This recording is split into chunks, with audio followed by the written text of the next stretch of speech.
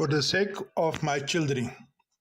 There's a love story about an Australian Christian girl who fell in love with a Saudi Muslim man, then converted to Islam, married her Arab lover, and traveled with him to the Islamic world.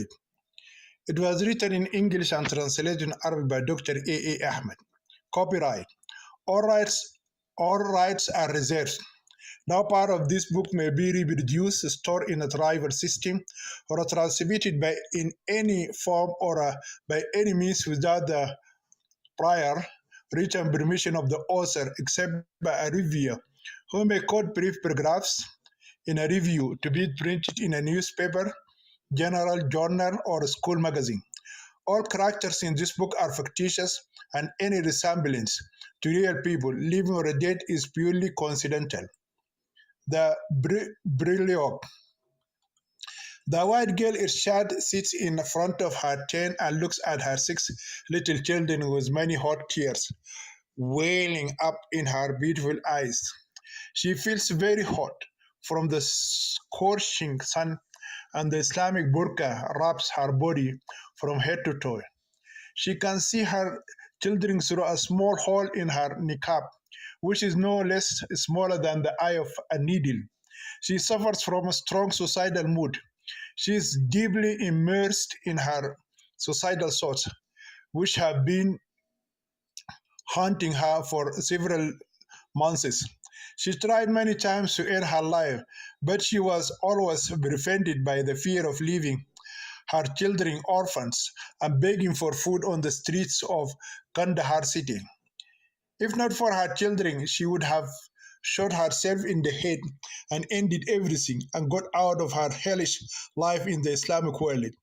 Irshad knows for sure that her three young sons will grow up as a terrorist and blew their bodies to shreds for the holy cause of Islamic Jihad. Her three daughters are also expected to be forced to marry Taliban Mujahideen fighters and give birth to more terrorists. To avoid these unpleasant consequences, she decided to return to Australia, where she was born and raised. Unfortunately, her Australian embassy in Islamabad City refused her a passport because she had been associated with Muslim terrorists for many years. The only escape that Ashad thought of was to end her life and live that miserable and hellish life. She even entertained the idea of killing her own children with her. Irshad could not believe that a day would come in her life when she would turn into such an inhumane sort of trying to kill her children. Even animals do not kill their young. The white girl knows in her native country that all care and education will be provided for her six children so that they will grow up as good citizens. In Afghanistan, her sons will not avoid their fate of being raised as terrorists and her daughters being illiterate and marrying Taliban fighters. The Australian girl recalled how her parents and friends tried to prevent her from marrying an immigrant Muslim boy. At that time, she was blinded by her intense love for her Arab colleague. In those days, she would see her Muslim friend as an angel who came down from heaven to give her the love and joy she longed for. She liked his reddish Arab complexions and his height. She enjoyed hearing his accent when he spoke English. She liked the way he spoke and walked. She found her lover Mustafa very polite and loving. Everything she loves in a man, she found in her Arab boyfriend. He became her English lover Romeo, and she became his British beloved Juliet, or her mad lover Kais, and she was his beloved Arab girlfriend Layla. In short time, he became her idol, and she worshipped him. Everything he wanted her to do, she did for him. He made her abandon her family, friends, and country, and she traveled with him to his homeland in Saudi Arabia. She even left her Christian faith and converted to Islam. In the end, her Arab friend Mustafa changed her name from Suzanne to Irshad and married her. To understand why the Australian girl was driven to such a frenzy that ultimately drove her to descend into this desperate and hellish life of Muslim Mujahideen terrorists in Afghanistan, we need to go back in time and space and uncover the driving reason that behind her conversion from Christianity to Islam. Chapter 1, Suzanne Peterson. The desperate and suicidal white girl, Irshad was born and raised in Sydney, Australia. She was born to very religious Christian parents. She has an older brother named John. Her father, Mr. Frank Peterson, holds a senior position in a large export company. Her mother, Mrs. Mary Peterson, is a teacher at high school. Before converting to Islam, Irshad Al-Shammari was known as Suzanne Peterson. She was raised by her very loving parents. Her parents dedicated their time and wealth to give her and her brother John everything they needed for their proper education and upbringing. Suzanne always dreamed of being a diplomat and going abroad to work in the Australian embassy in the third world. To fulfill her dream, she wants to learn some foreign languages along with her excellent knowledge of English and French.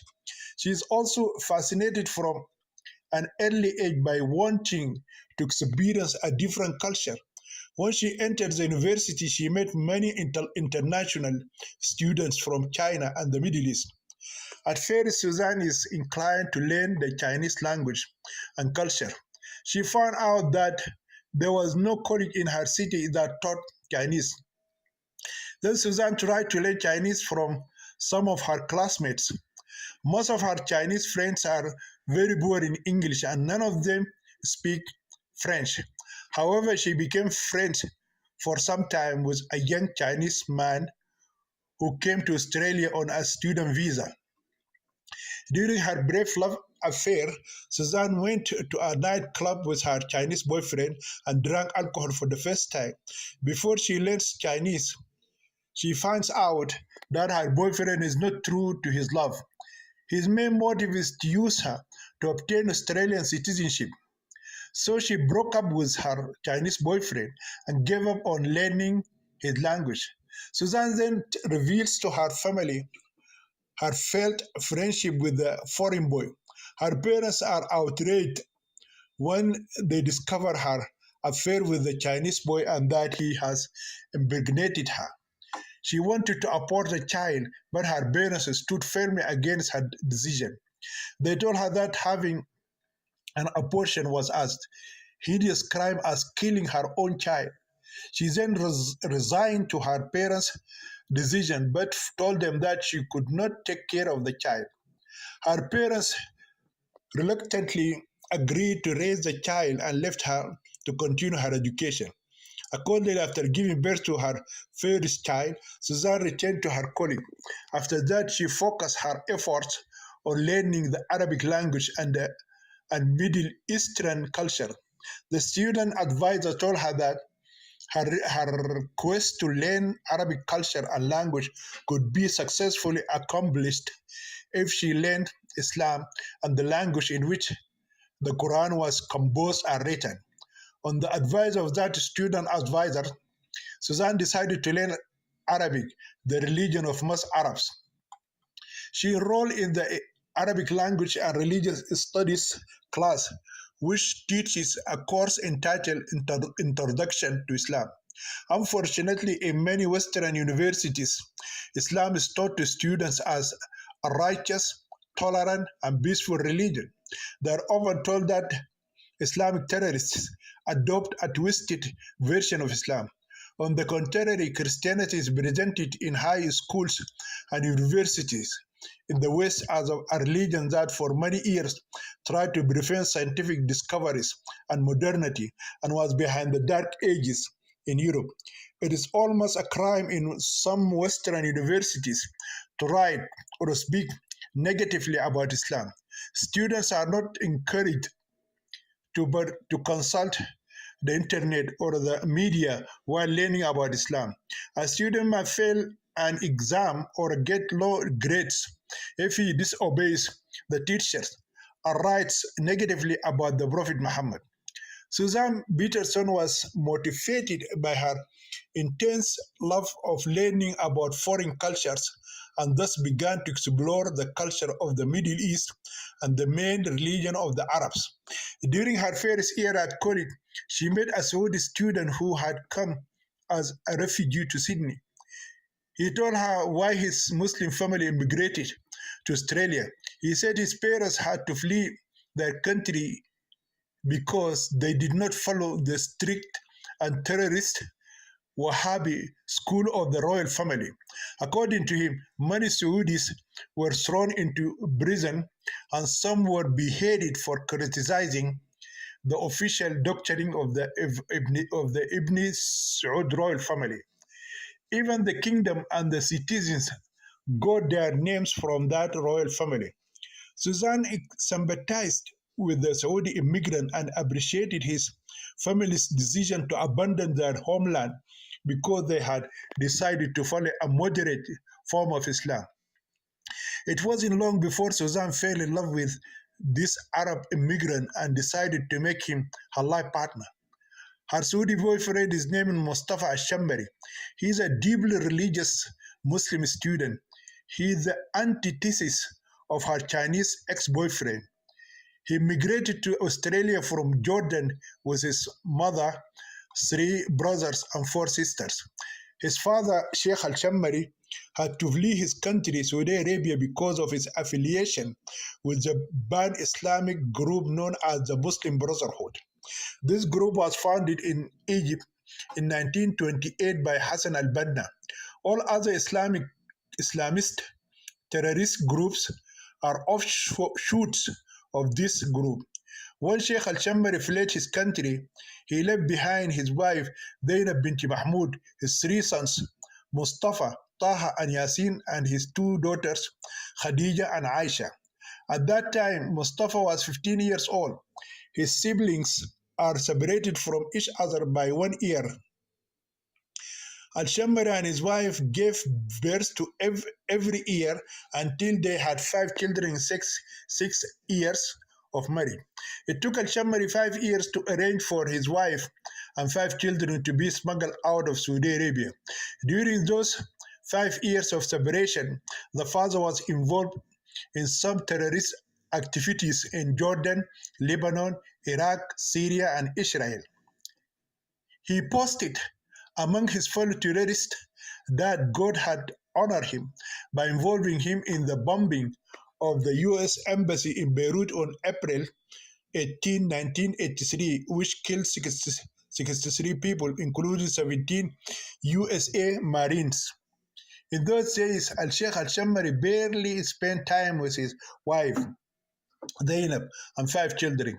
He was always on a terrorist mission in Jordan's neighboring countries. During those short visits, he gave birth to his last two daughters, Salama and Safiya, and his son Mujahid. Al-Shammari's terrorist act ended when he was ambushed and shot dead by IDF soldiers on the border between Israel and Lebanon. The death of the father was a great disaster for the family. His widowed wife, Zainab binti Mahmoud, was left with 8 young children to raise on her own in a foreign country. She could not return to Saudi Arabia because she was smuggled out of her country without a Saudi passport or any official papers. Even if she could go back, she would not be able to work because she is a remarkably young, beautiful woman. For a few years, the family lived with little earnings from the work Mustafa and his other male siblings did in Jordan. Zainab is horrified when she learns that Mustafa has started attending the mosque regularly and is associated with his father's terrorist friends. Mustafa was 17 years old when he started joining the Muslim Brotherhood. His mother knew that at that age he would not be given any leadership position, so sooner or later he will be convinced to carry out a suicidal mission. suicide mission.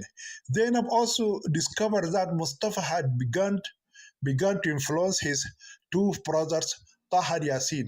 At the time, these two brothers were 16 and 15 years old. They were at the best age to blow themselves up in the name of God. Terror leaders will never go on a suicide mission, but they always convince the young mujahideen to die as martyrs and end up in heaven with the marriage of the 72 virgins in paradise. Nor do they send their children to blow themselves up in the way of God. In fact, many of them love to send their children to study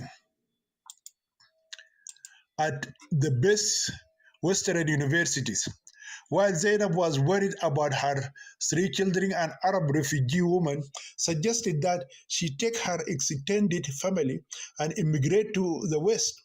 Following this advice, she pretended to be a Lebanese woman and joined a refugee camp in Oman City, which is the capital of Jordan.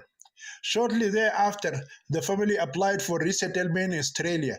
When the family arrived in Sydney, Mustafa was 19 years old.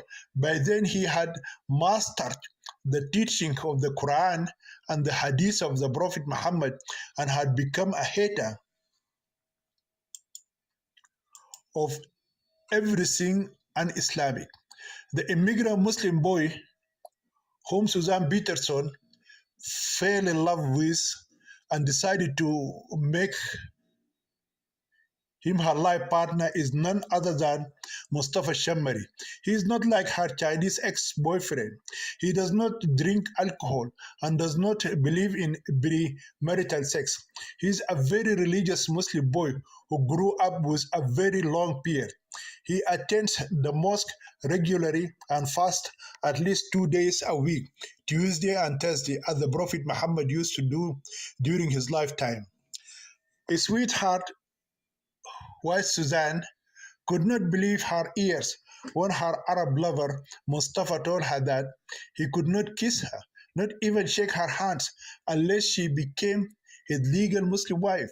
Hearing his words, Suzanne saw that he was the holy man of God or an angel of God descended from heaven.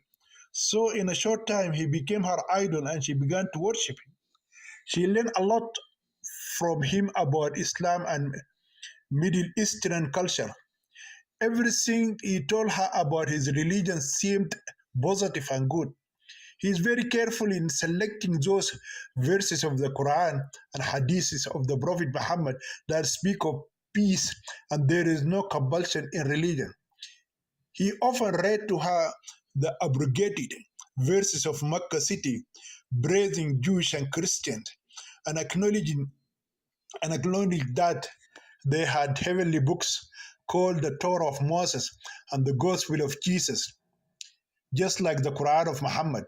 Therefore, the three religions, according to him, are true religions revealed by God. Mustafa deliberately hid from his Australian girlfriend all those Quranic verses and hadiths of his prophet that taught violence and hatred toward these Jews and Christians and were full of misogynistic teachings. Suzanne would spend hours and hours with Mustafa without him touching her. She is very quick to learn Arabic and some Middle Eastern cultures from her Arab boyfriend. Chapter 2: The Importance of Marrying a Muslim Bride. For some time, Suzanne, the Australian girl, hid her love affair with her Saudi Muslim boyfriend Mustafa from her Christian parents. When his love completely possessed her, she could no longer hide it. The main problem with Suzanne is not her parents, but her Muslim boyfriend who said he could not marry her until she converted to Islam. When they when they learn of her second friendship with a foreign student, her Christian parents are vehemently opposed to her affair with the Arab boy.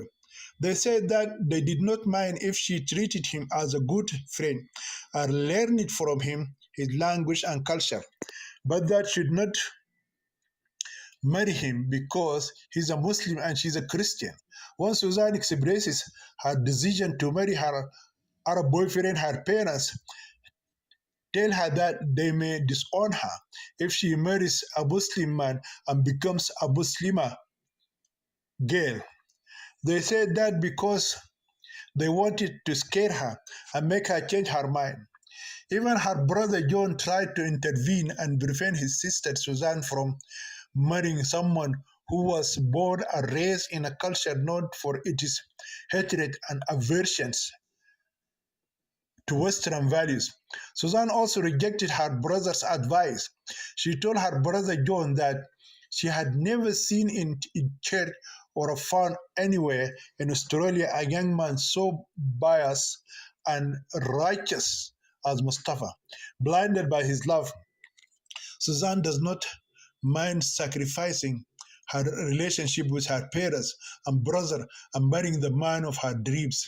Moreover, many of her close friends and classmates told her that they did not like the religiosity of her Arab lover and tried to dissuade her from devoting her future to the hands of such a fanatic Muslim man.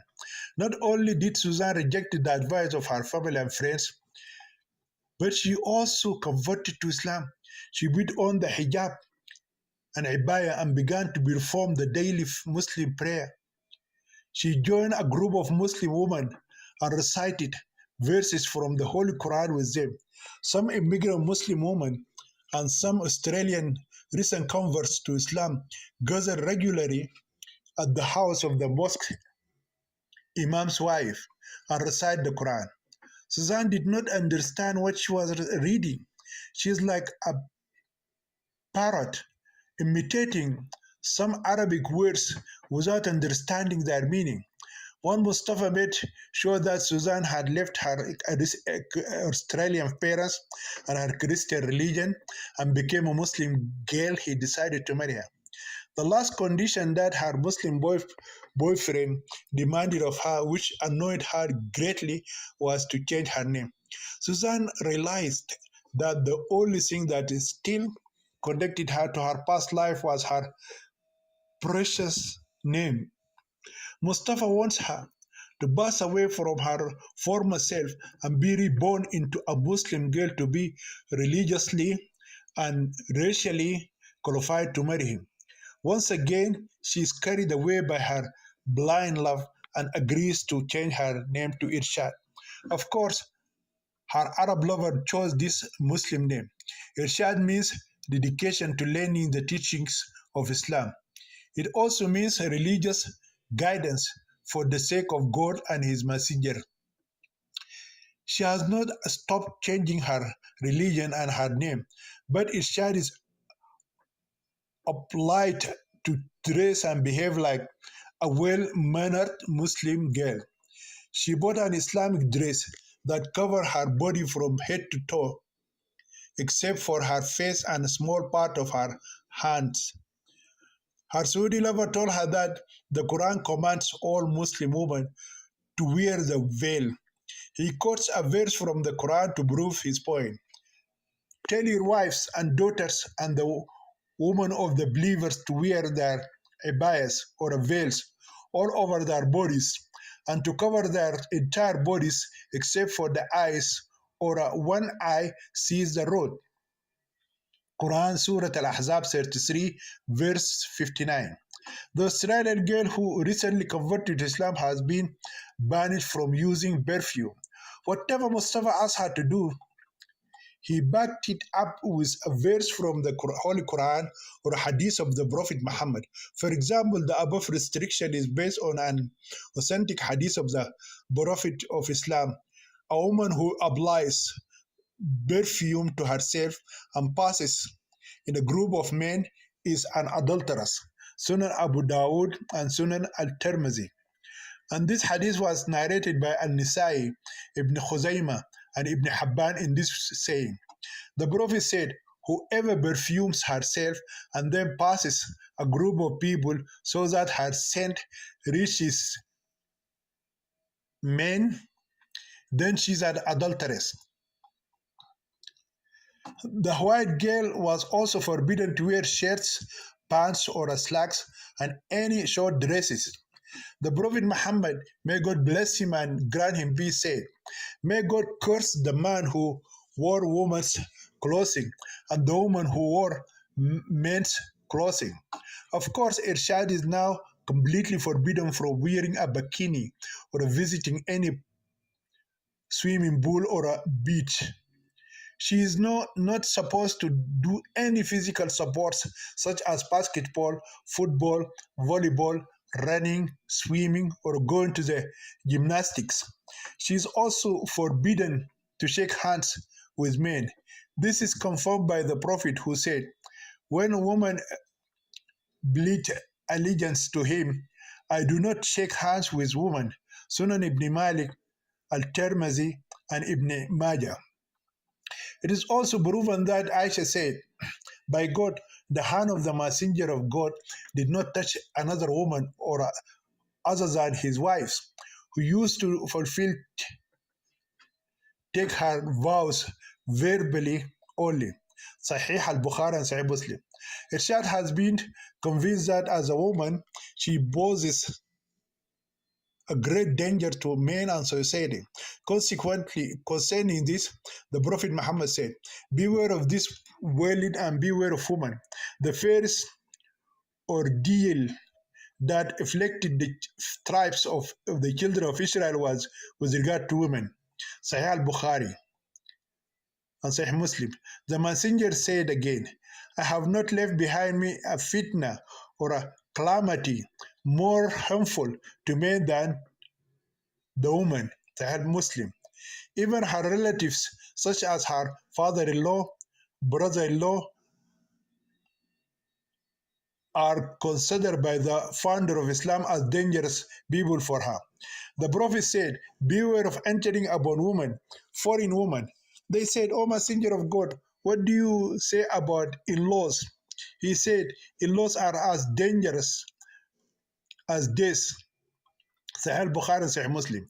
As a Muslim woman, Irshad was told that it was illegal for her to travel from her home city to another city or country without having a muhram like her father and brother or with her husband. The Prophet Muhammad said, "A woman should not travel except with a muhram." Sahih al-Bukhari and Sahih Muslim. Meaning the muhram is the woman's relative such as her father, brother, and grandfather. Irshad was also told by the wife of the Imam of the Mosque of Sydney what are her duties as a Muslim wife and what is the right of her Muslim husband over her. The Messenger of God, may God's praise and peace be upon him, said, "If a man invites his wife to satisfy his desire in bed, she should come to him while she is busy in the oven." Book of Mishkat al-Masabih, 1 Hadith number 61.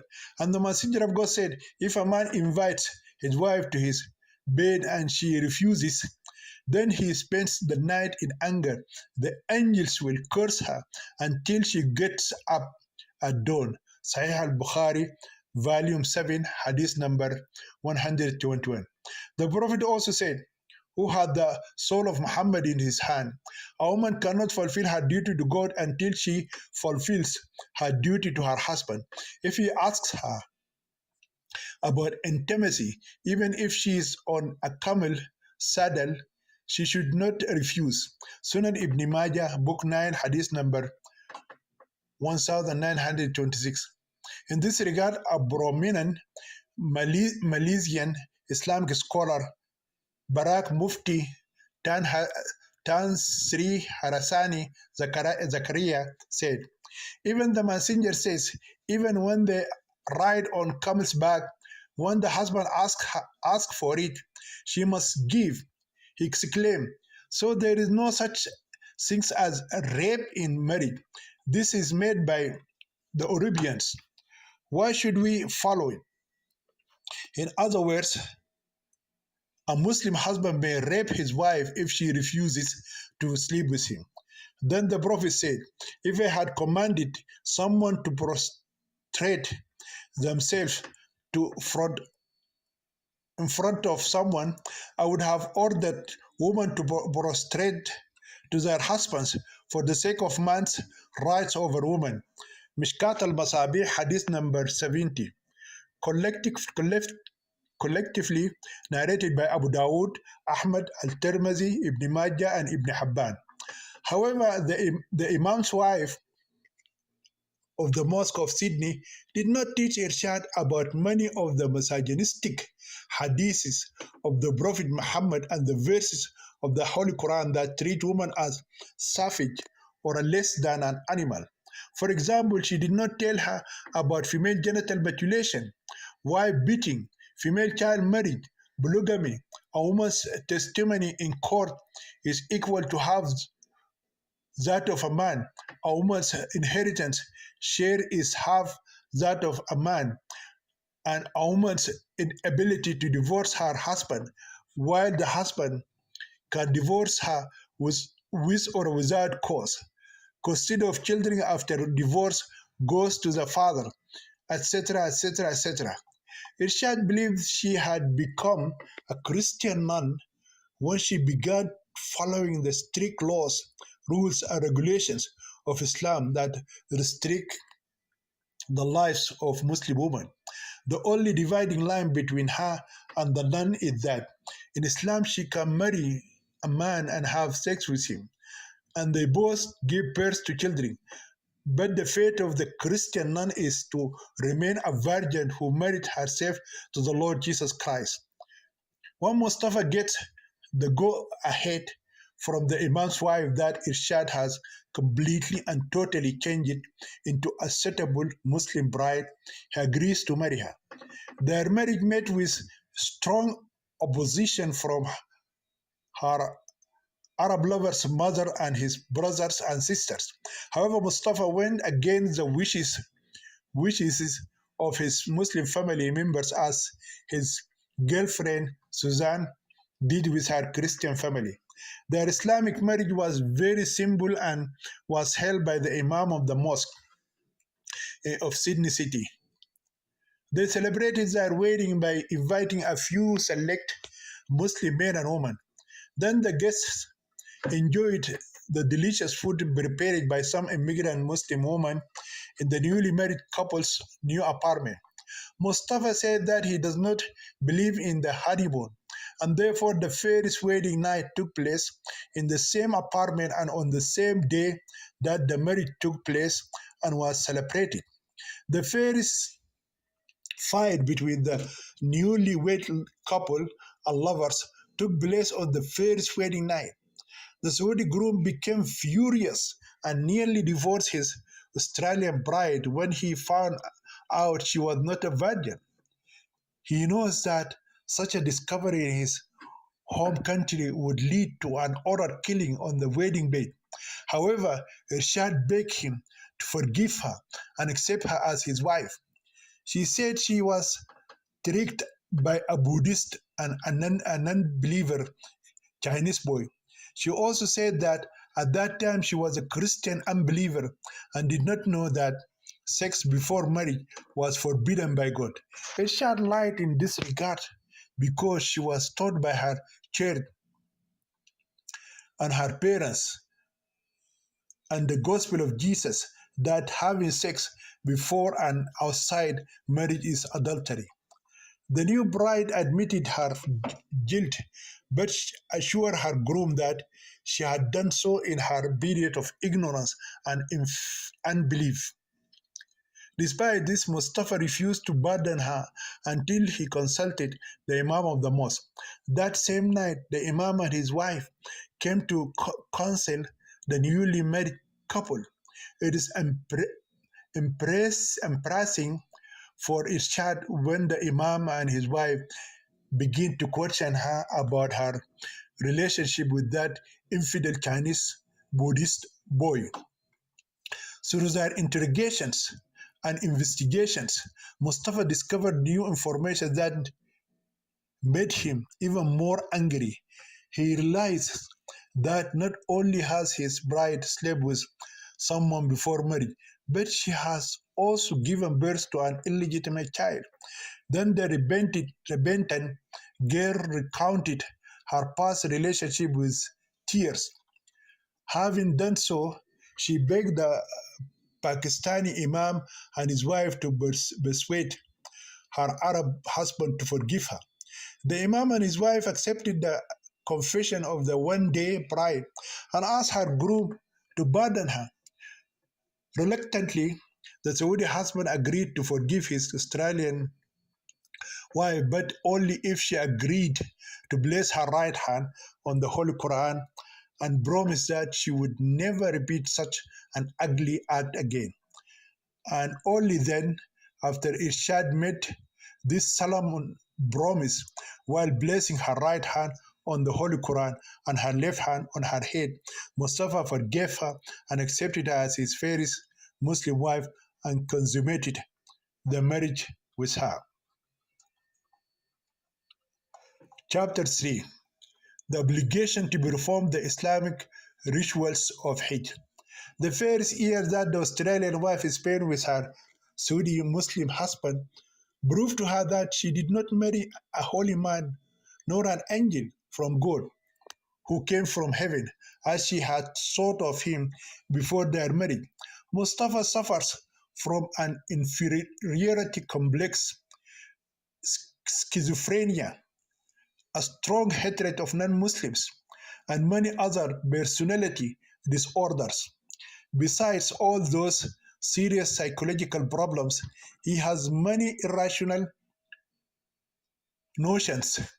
His decisions often reveal that he is very childish and has as much cognitive power as the brain of a minor boy.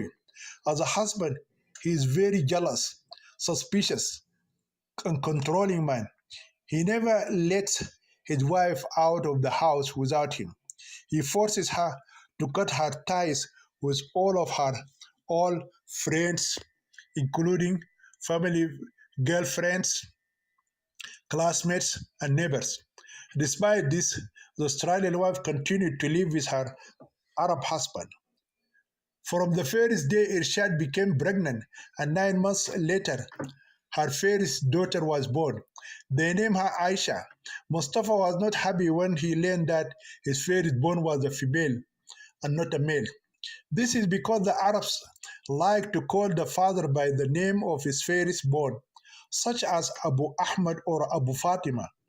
The Saudi husband became angry when some of his Arab relatives and friends called him Abu Aisha. Accordingly, once Irshad completed the 40 days of purification according to Islamic law, she became pregnant again. Mustafa does not believe in birth control and has therefore never used a condom during sex. This time, Irshad gave birth to a son. He gave him the name Abu Bakr, either because of the male baby or for ulterior motives, God only knows. But the Saudi husband decided to perform the first pilgrimage to the city of Mecca, which is called Hajj. He told his Australian wife that he wanted to take their male child to the holy city, Saudi Arabia, praise God and his Prophet Muhammad, and perform the obligatory pillar of the Islamic pilgrimage. At first, Irshad stood against her husband's decision, but when her husband threatened to divorce her and go for another wife, the wife had to make concessions. Mustafa promised Irshad that they would return to Australia once the pilgrimage was over. By this time, the Australian wife had completely transformed into an obedient Muslim wife. Experience taught her that the only way to satisfy her ever grumpy husband was to be a very submissive wife. She was unable to complete her studies and obtain a bachelor's degree. She is halfway through her intercultural studies. She is trying to specialize in Middle Eastern culture. Being pregnant twice becomes a major hindrance in attending her classes and while preparing for her exams. Their trip to Saudi Arabia was in the summer.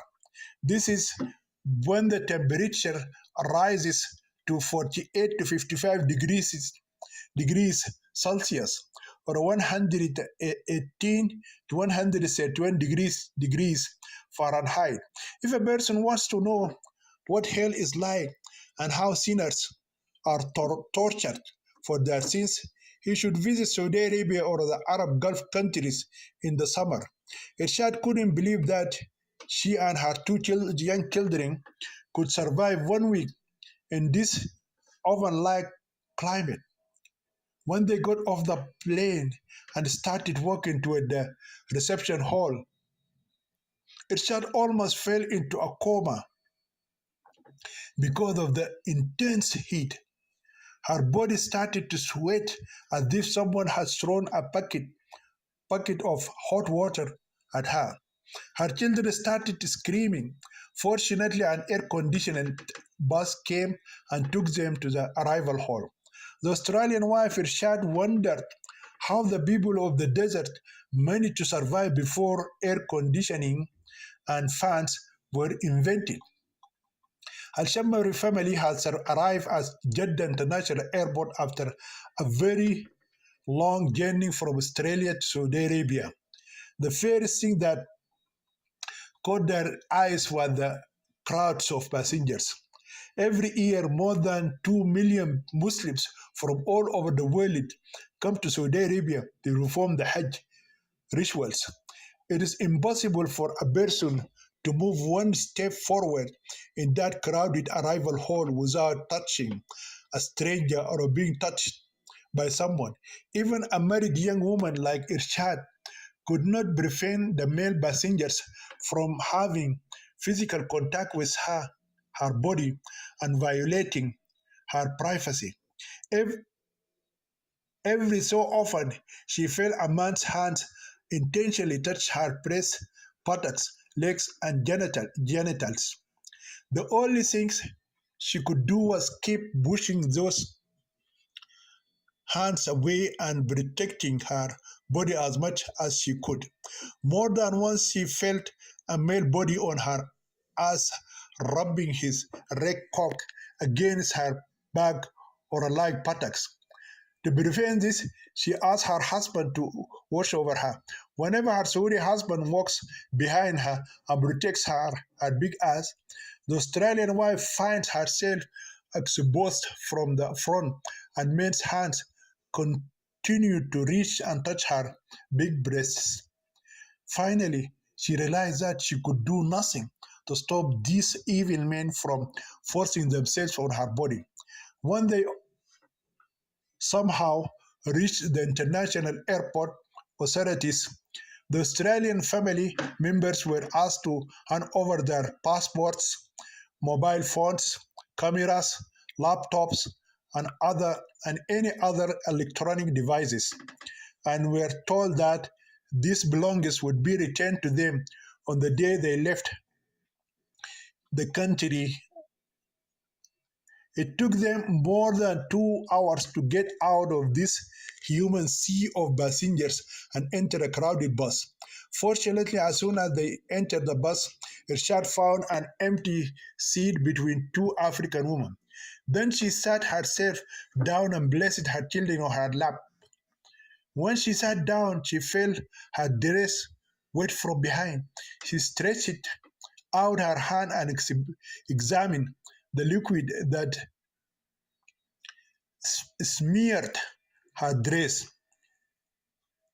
She is shocked when she finds semen on her dress.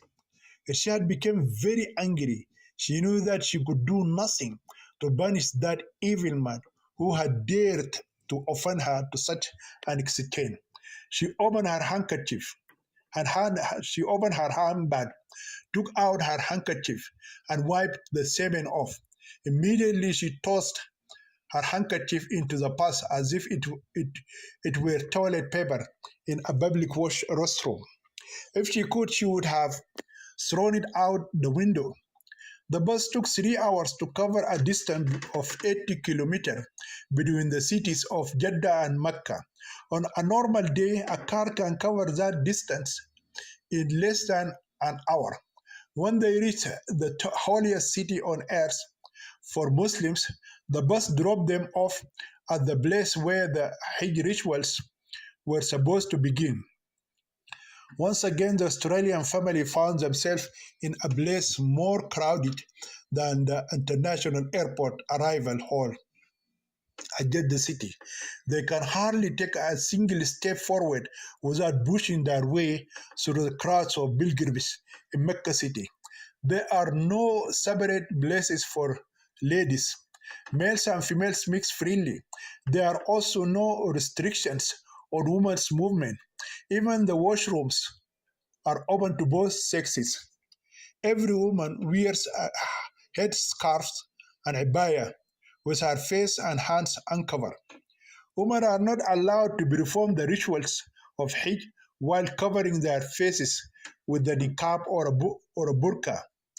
Ironically, women are not allowed to reveal their faces and hands in any public place in the entire kingdom of Saudi Arabia except for the two holy cities of Mecca and Medina. Male pilgrims barely cover their bodies. They curl their underparts while the upper parts are half uncovered. Men are not allowed to wear any undergarments or underwear. Each pilgrim covers his body with a small white linen covering known as the ihram garment. If someone steps on this sheet like covering, the pilgrim becomes completely naked. Irshad was startled when she saw Mustafa and the other pilgrims wearing these semi-naked clothes. Even men who go to the beaches or swimming pools in her countries, Toledo, may not agree to appear in public in such naked outfits. Once again, the Australian wife found herself facing disturbing sexual harassment by male pilgrims. Her young age, exquisite beauty, and sexy body made her a noted target for lustful men. This time, the harassment is more serious than before. Irshad regrets coming to this hellish country. When she was in Australia, she heard many stories about the strict segregation of males and females in Arab countries, especially Saudi Arabia. On her first day in the holy city of Muslims, she refuted those false allegations and claims. The cultural shock that caught the Australian wife by surprise forced us force us to tell the Western reader some information about the obligatory fifth pillar of Islam, which is called the rituals of Al-Hajj. First of all, the Hajj rituals were a religious practice practiced by the pagans of the Arabian Peninsula hundreds of years before the advent of Islam. The Hajj has nothing to do with the two Abrahamic religions, Judaism and Christianity. The Arab polytheists call it hak or itching, meaning rubbing the body. Pagan, pagan women used to rub their bodies on the Kaaba, house of God, and put their monasterial blood on the black stone to increase their fertility. On the other hand, pagan men perform their rituals naked.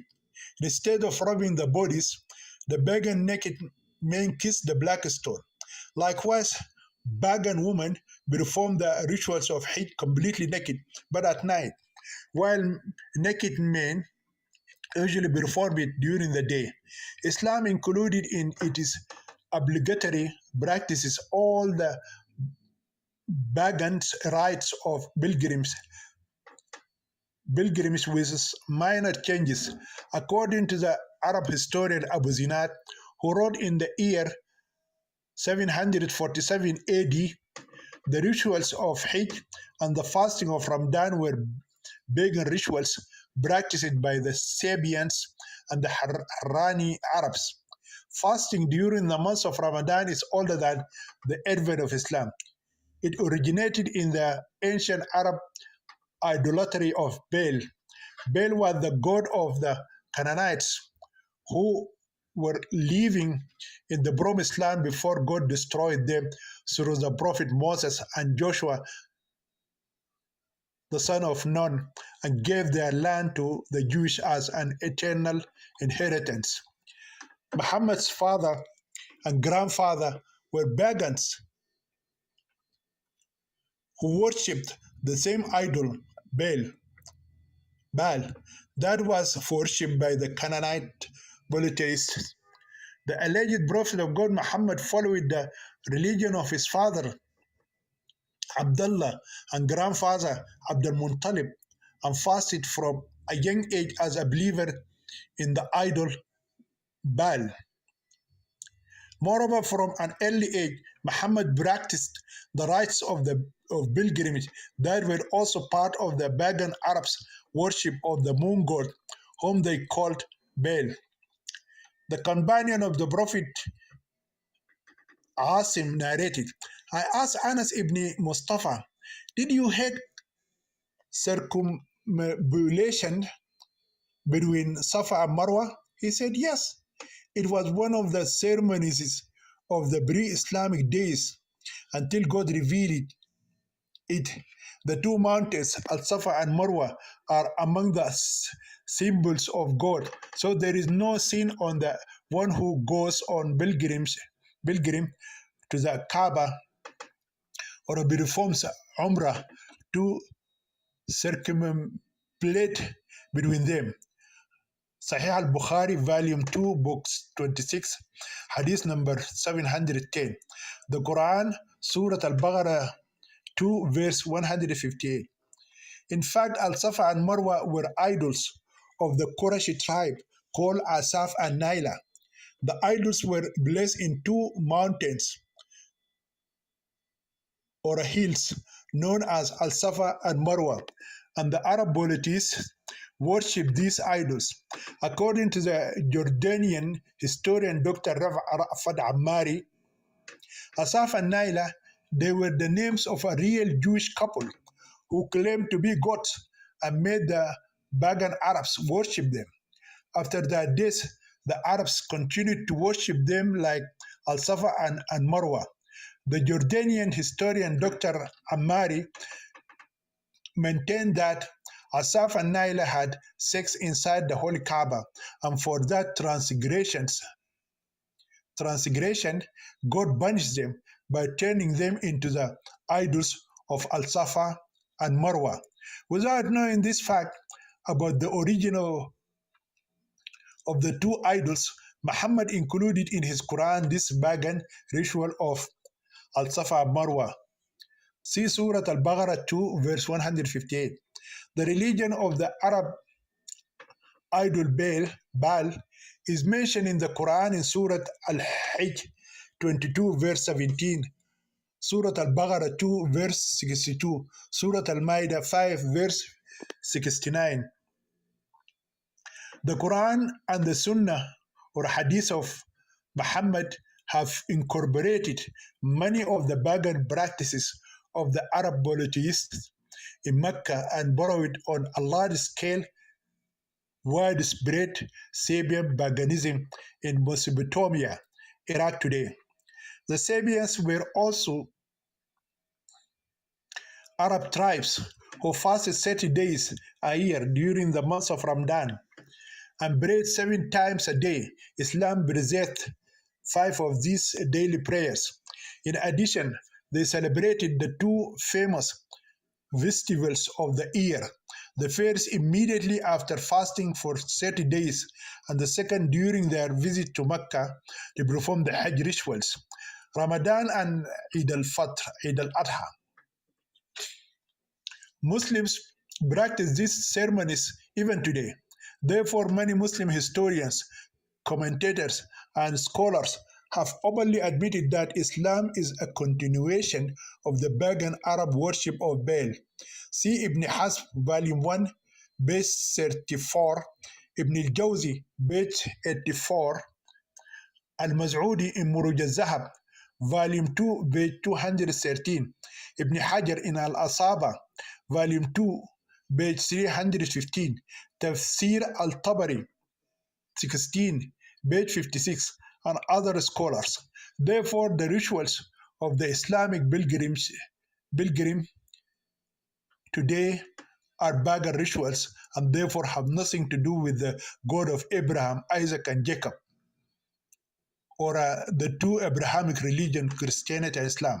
Accordingly, every Muslim man or a Muslim woman who goes to Mecca and practices it worships Satan.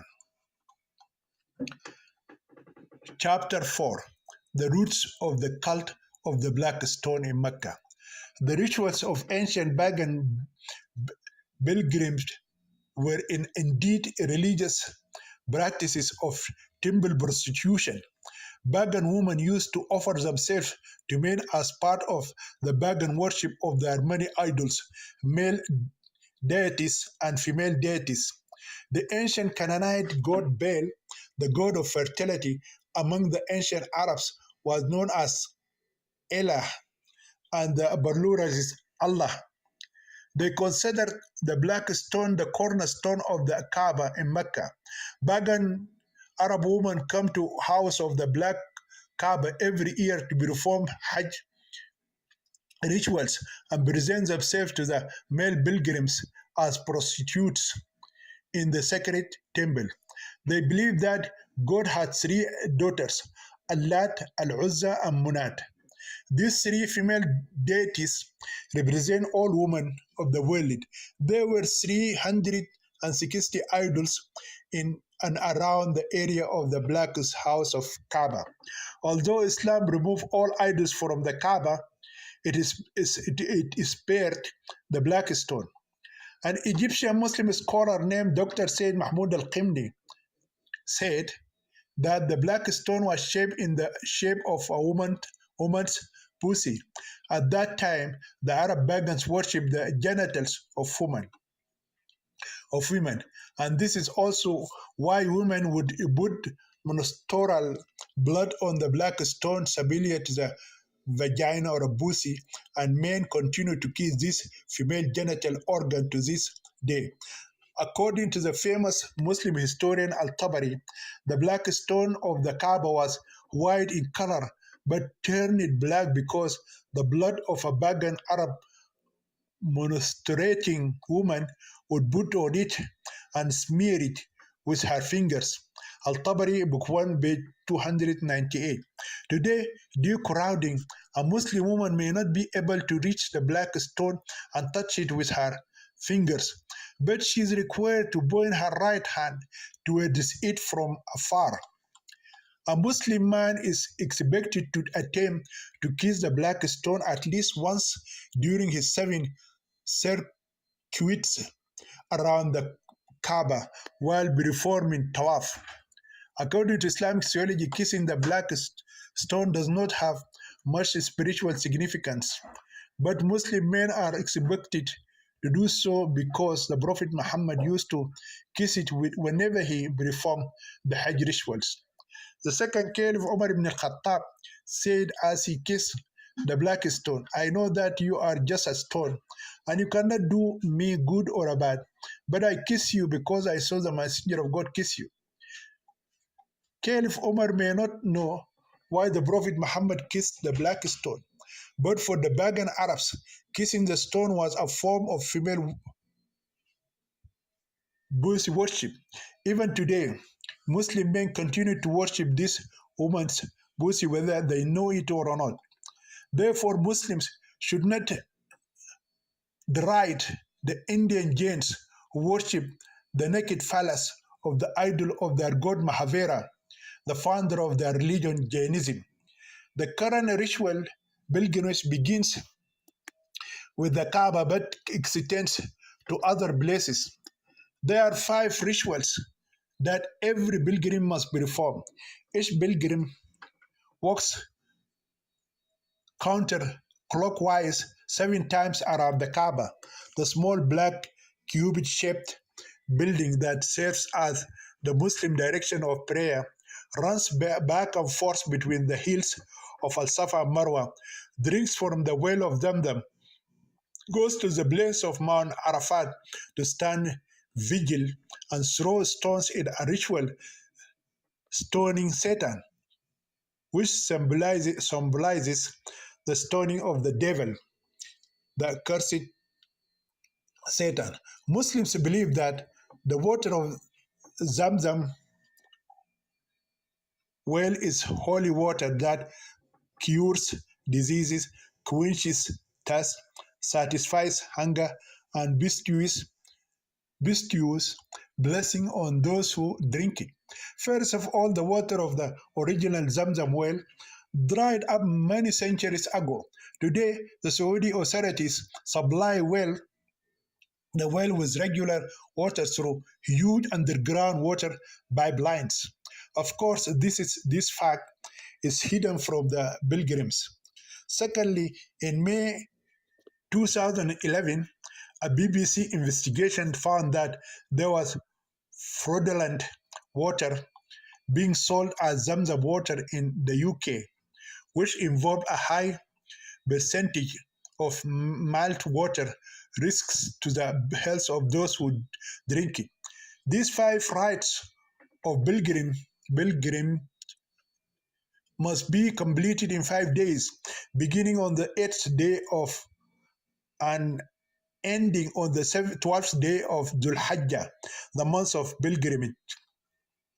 Before Islam, there was one idol in Tel As-Safa, another in Tel Al-Marwa.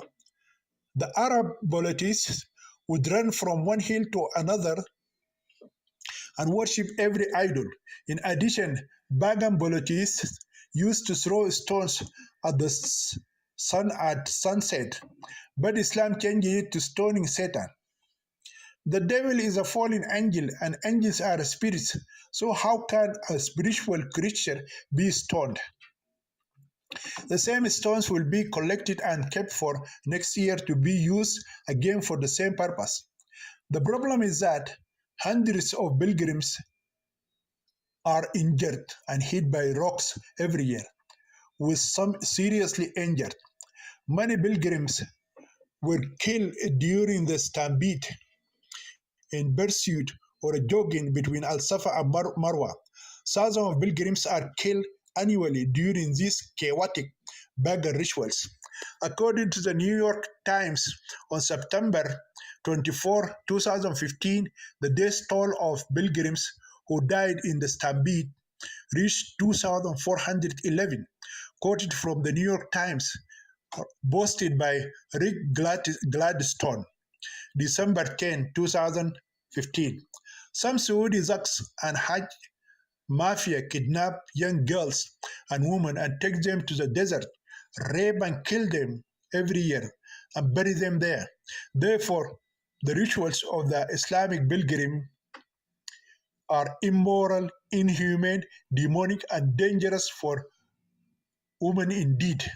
During those 5 days, the Australian woman Rashad went through countless incidents of sexual harassment. She did not believe that Muslim men who came to perform religious rituals violated the sanctity for a woman who came to perform a familiar ritual pilgrimage. Young women aren't plentiful, and that is why the beautiful Australian wife, Eshad Shamari, has become a highly visible target of sexual harassment everywhere her feet took her. Her Saudi husband Mustafa quarreled many times with these Muslim men who made his beautiful white wife the object of their sexual fantasies. Those male pilgrims who could not reach her kept staring at her as if she was walking naked before their very eyes. In short, the foreign wife Irshad endured a lot of sexual harassment during those 5 days of performing these satanic rituals. Not every place in Saudi Arabia is considered holy ground. Only Mecca, Medina, and other small cities are called the land of Hijaz. Foreigners and other non-Muslims visiting or working in Saudi Arabia are permitted to visit and live in every city in the kingdom except for the Hajj lands. If a non-Muslim is caught in that forbidden holy area, he will be executed by the Saudi authorities. Muslims believe that if non-Muslims, the so-called ritually unclean infidels, pretend to be a Muslim pilgrims and go to those holy cities, God will expose them. There are many stories of such intruders who went near the black house of God, Kaaba. As soon as their feet touched that sacred ground, they began to tremble, scream, and fall to ground, roaring like epileptics. Then the Kaaba police arrested those pretenders and they were interrogated. They have admitted that they are not Muslim pilgrims but infidels and deceivers. Soon after, they were beheaded or stoned to death by Muslim believers. Many innocent people have been arrested in the past and accused of infidel pretenders or spying for Israel or agents of the West or America and have been executed. Despite this, there are some non-Muslims who have succeeded in visiting the Black Kaaba or the House of God in Mecca without being arrested. The most famous case was that of Richard Burton, who pretended to be a Muslim pilgrim and visited the Kaaba. Somehow, Burton managed to reach the black stone and take a small piece of it. When he returned safely home to Europe, he subjected the piece to a scientific test. The test proved that the black stone is part of a shattered meteorite pieces.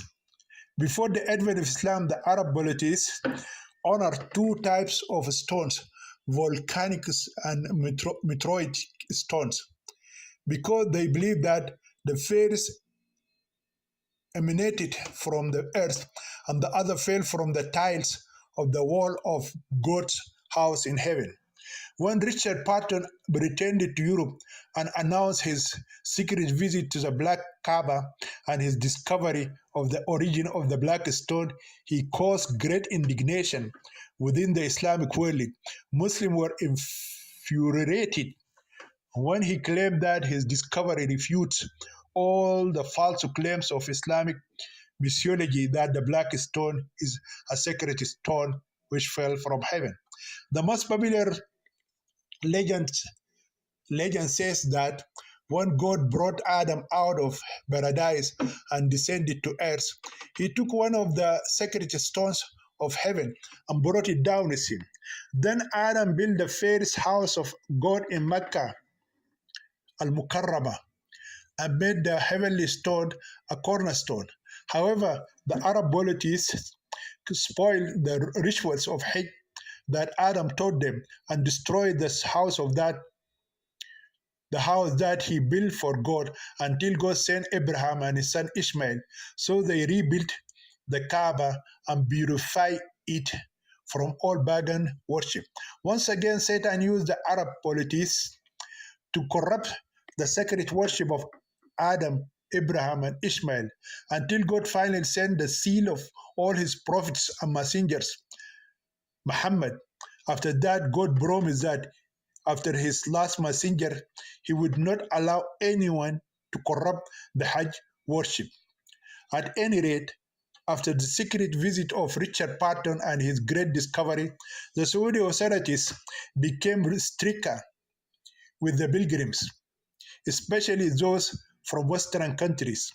Before issuing a Hajj visa to a Muslim at any Saudi embassy in the West, his background would be carefully checked, and before he is accepted in the holy cities of Mecca and Medina, he will be thoroughly investigated and interrogated by the Saudi police authorities. The Quran made many false claims regarding the existence of the city of Mecca and the construction of the Kaaba by Abraham and his son Ishmael. The city of Mecca did not exist at the time of Abraham.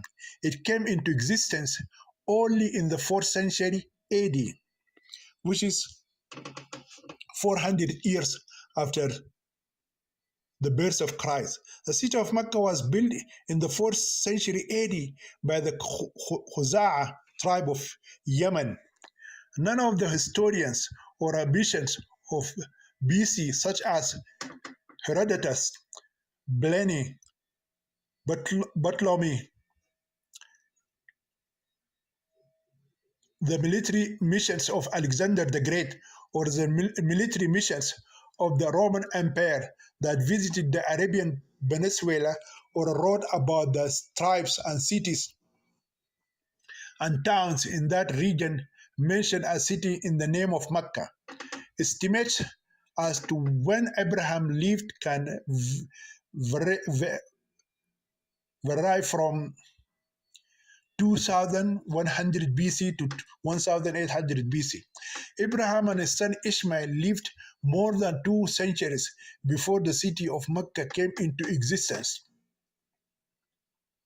Accordingly, the claim that Abraham and his son Ishmael built the Kaaba is false and cannot be proven by any historical record or archaeological evidence. Historians and archaeologists have proven that Mecca did not come into existence until the 4th century AD, approximately 2,500 years after the time of Abraham and his son Ishmael.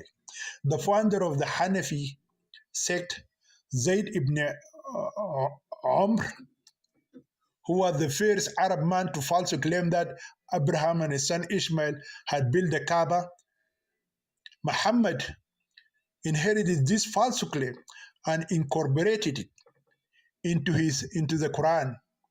The best way to conclude our accounts of the rituals of the pilgrims of Al-Hajj is to refer to real testimony from a first-hand eyewitness. A Western convert to Islam who dared to visit this place of hell with two of her close relatives said, Hajj is the most horrific and immoral experience a Muslim woman can go through in her life. She was a Muslim woman performing Hajj with her husband and sister. She made the following comments on their visit to the holiest place for Muslims. What I saw in the Grand Mosque was the worst sight ever. Al-Masjid al-Haram is the Qibla Mosque. It is the largest mosque in the world. It is located in the holy city of Mecca and surrounds the Kaaba, the black house of Allah, the place where Muslims around the world turn during their daily 5 prayers, and it is the holiest place in Islam. She goes on to say, I have seen nearly 1 million people drawn in that little place, sleeping on the floor, on the steps, even in the bathrooms. They ate their food in the bathrooms. That was disgusting. There was no place to perform the pilgrim in peace. There was not even enough place to breathe fresh air. There was a sea of people, dirty public washrooms and toilets full of feces and urines. And on top of that, people slept in those places, ate food, which is gross, and exposed their young to those unsanitary conditions. All children are exposed to these extremely harmful and polluted environmental conditions where there is nothing but human filth and stench. Everyone was coughing and sick, and a lot of people were suffering from food poisoning. Pilgrimage Rituals, My Broken Dream by Zina Zina. Zina continues, during Tawaf, when we had to take 7 circles around the Black Kaaba, I saw men crushing and squeezing others without any caring. I was shocked to see their aggressive behavior. Everyone wanted to go into that narrow place and do 7 circles. Many people died from the stampede. I saw them die, and others jump on their corpses without any sense of guilt. While I was doing my part, suddenly I saw groups of black Nigerians, Somalis, and also Iranian men jump in and push others, including women. It was such a chaotic gathering that I was shocked and speechless. All I experienced and watched was people pushing and bullying the weakest physically and letting them die and then running over their dead bodies. When these groups approached me, I felt my entire body being braced hard from both sides. I felt as if I might die at any time and did not feel that I could breathe until I gathered all my strength and shouted, "You animals, stop it! That is enough! What use of this pilgrimage if you have no feelings for your fellow human being?" Suddenly, I felt a kind hand pulled me out of this insane and inhuman crowd, and it was my sister who saved me. Thank God it was the end of my last circle.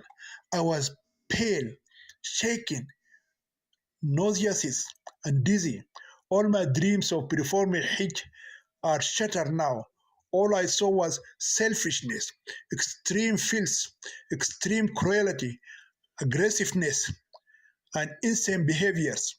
Where was the essence of the Hajj pilgrimage? Where was humanity? Where were the humans? Most people were inhuman. Yeah, they were behaving like some jungle beasts struggling to survive. Zina summed up her horrific experience by saying, "It is a violation of human rights to allow more than 2 million people, including young children, to gather together in the name of performing the religious rite called Hajj, subject to death, looting, stealing, injury, and exposure to various forms of violence and many kinds of aggression, deadly diseases, sleeping with feces and urine, immorally exposing women to strangers, using them in the name of religion, racism, and sexuality, dividing into rich and poor, kidnapping of women and girls by Saudi thugs, cheating by Hajj mafia or Hajj companies, torturing and raping women by human companions from the pilgrimage, quoting her article, The Rituals of Hajj, My Shattered Dream. This article was written by a Western woman who converted from Christianity to Islam and called herself Zina.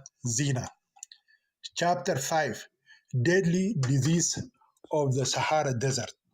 From Jeddah International Airport, the Australian family traveled by an air-conditioned pass to the holy city of Mecca. Then they were housed in a VIP tent. It is customary during the Hajj season for pilgrims from Western countries such as America, Canada, Australia,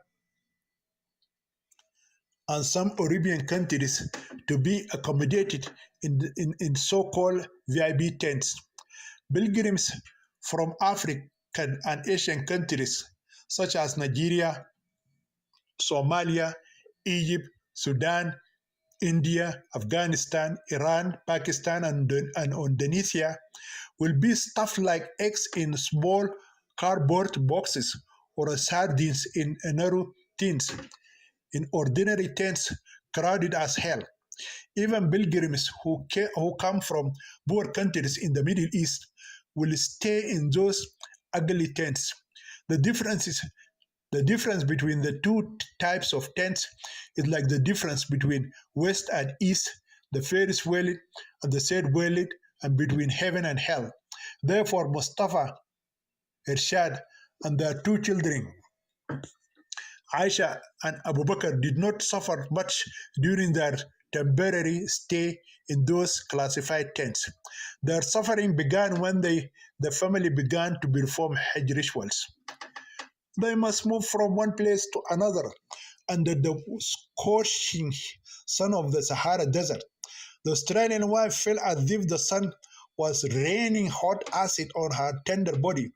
Her two children get sick every now and then. They must take their young children to the doctor every day. While circumambulating around the Kaaba and stoning the devil, Irshad burst out several times and was constantly suffering from nausea. When the pilgrims climbed Mount Arafat, the Australian wife almost died. She could not able to climb on the mountain. She fell to the ground unconscious. Then the ambulance quickly took her to the hospital, half dead. Her Saudi husband refused to accompany her to the hospital for fear of not completing the rituals of Hajj. According to the authentic hadith of the Prophet Muhammad, Hajj is Arafat.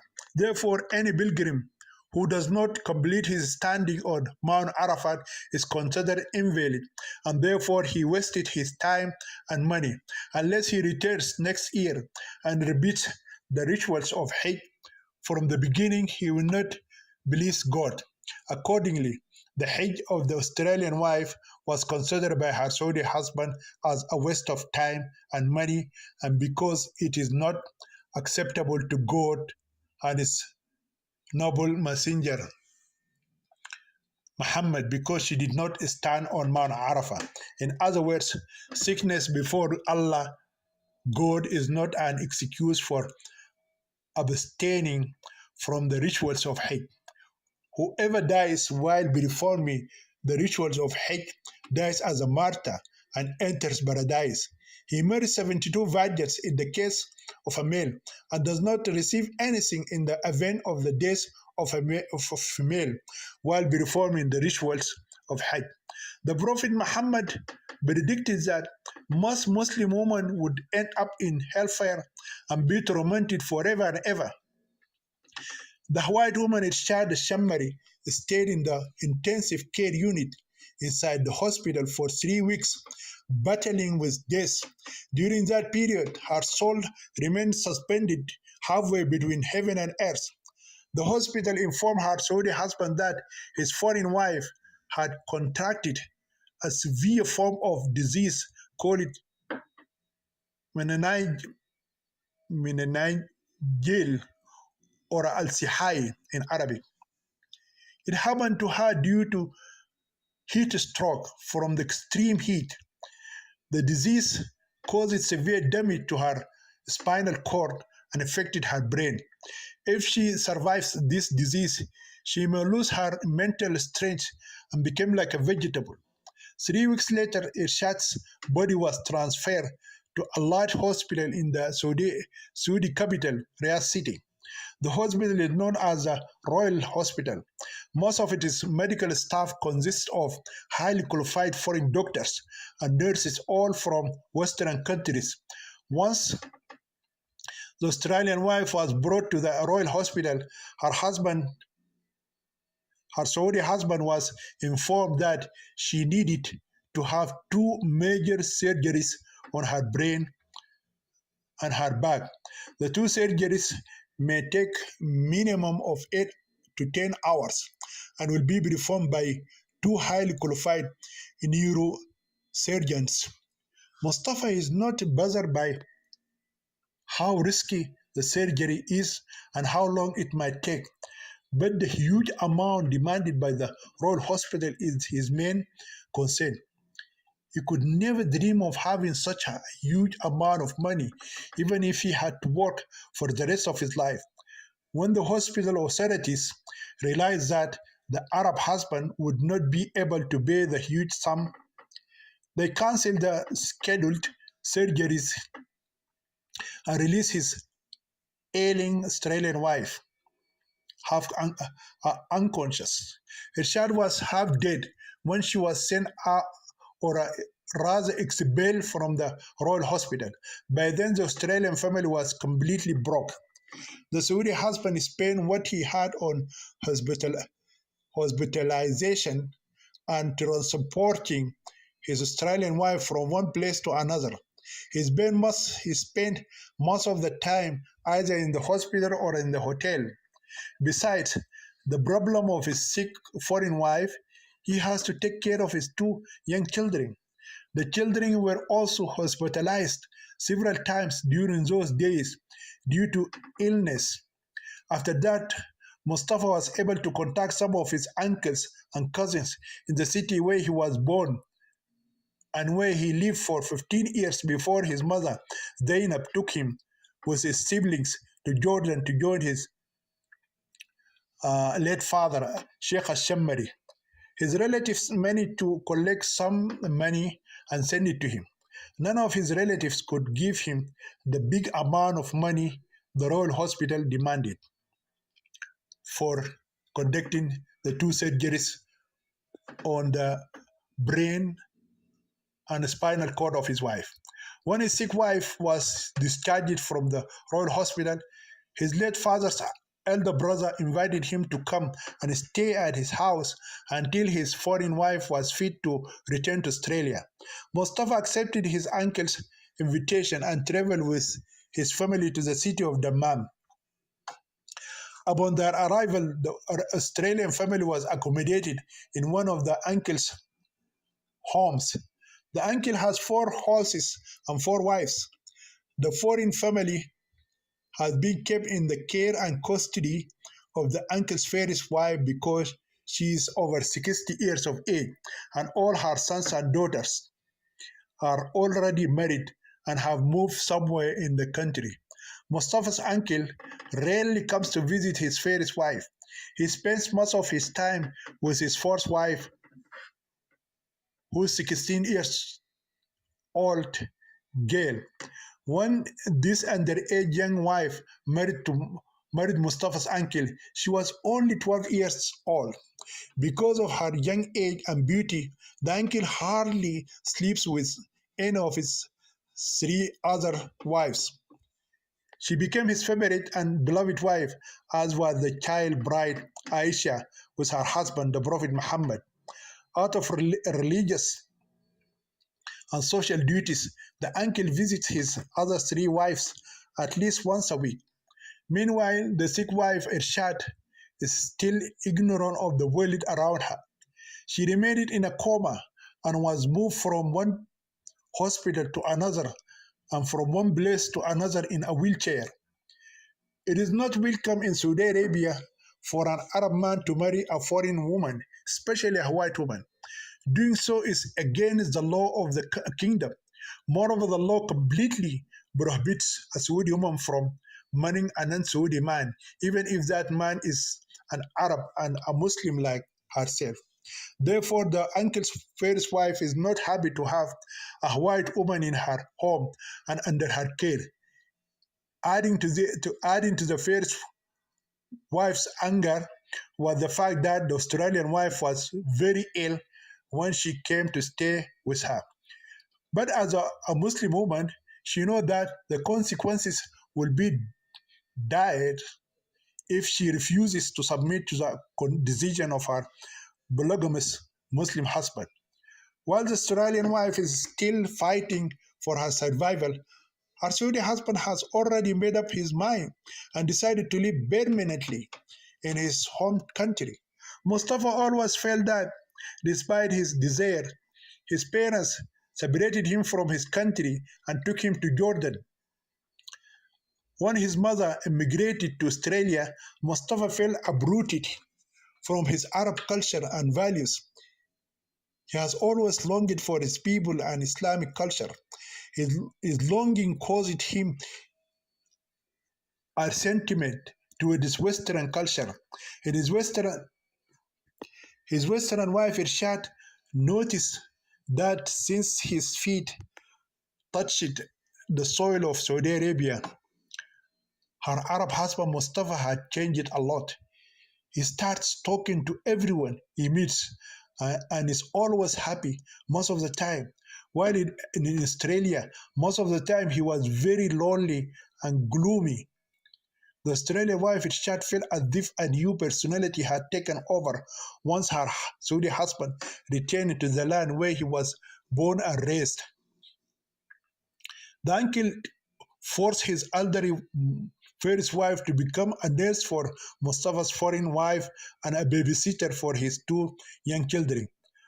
Through the recommendation of his influential uncle, who has great influence in society, the Saudi husband Mustafa found work in a foreign company. He is now working as a translator from English to Arabic. Meanwhile, Irshad was put on a powerful treatment prescribed by a hospital in Dammam city. It took her body more than 6 months to overcome that deadly disease. Her recovery was slow and took a very long time. Gradually, she becomes aware of herself and the world around her. And the doctors of Dammam Hospital the Mom Hospital considered it a great miracle that a foreign woman could overcome this kind of deadly disease without any surgery. After spending half a year in this vegetable state, not only did she realize the world around her, but she also began to talk and walk. Once she recovered, the Australian wife asked her Arab husband to take her and their two children to Australia. The white wife became very angry when she learned that her Saudi husband had already decided to live permanently in his home country, and he found a job and began to work. Rashad couldn't believe her ears when Mustafa asked her to go back alone if she didn't want to live with him and their two children in his country. She knows she can do anything in life except to separate herself from her daughter Aisha and her son Abu Bakr. However, her stubborn Arab husband put his foot on the ground and said in no uncertain terms that he and his two children would not leave their Muslim country and return to the land of the infidels, Australia. Meanwhile, the Australian wife cries day and night and begs her Saudi husband to keep his promise and return with her and their two children to Sydney. But her pleas and tears fall on deaf ears.